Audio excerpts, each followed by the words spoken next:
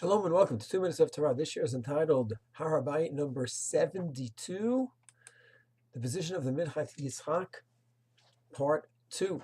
The previous year we had a little bit of a historical overview of the Minchas Yitzchak, the great Dayan Weiss, Zecher Tzadik Levracha. That was a bit the history of when he lived and died and what his position was.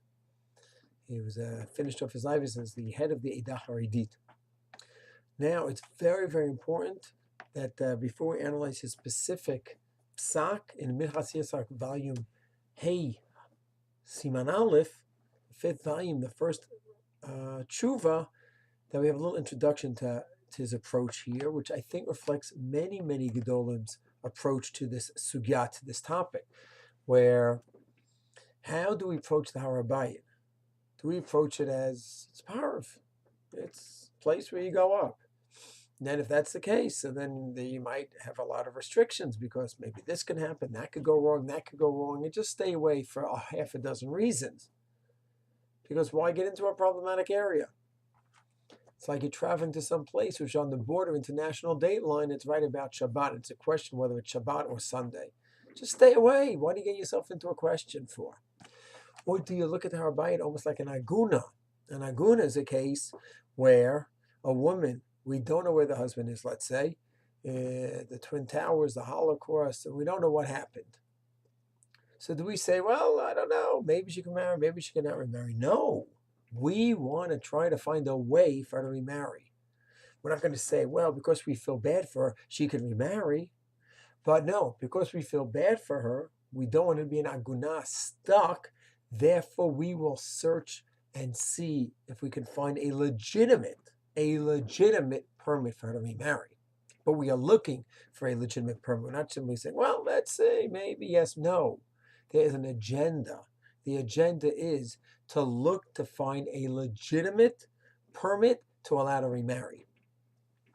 So that a great posek, even when he comes with an agenda, he's not going to skip over the halachic process. And if he cannot find a way to permit her to remarry, then chas v'shalom, she won't be able to remarry. But he's going to look to see if there's a legitimate heter.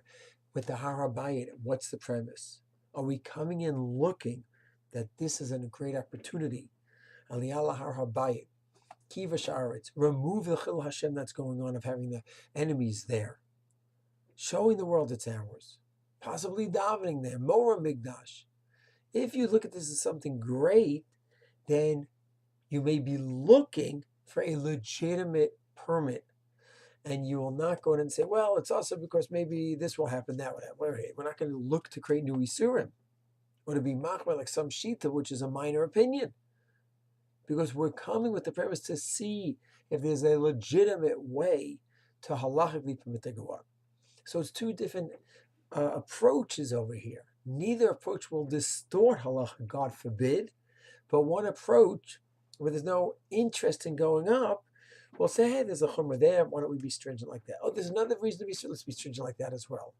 Well, the other approach will say, no, we're not looking for stringency. We're looking for straight din. So it's two different headspaces that we have over here, and that will result in the differences that we're going to see in the next few shiurim between Minchas Yitzchak, who represents many great poskim in prohibiting it, and those that say, no, we're not going to hold by those prohibitions and use those as reason to go not to go up because we think that that's a stringency and that's a stringency. That's an unnecessary precaution, as we'll explain in the next few shiurim. Shalom.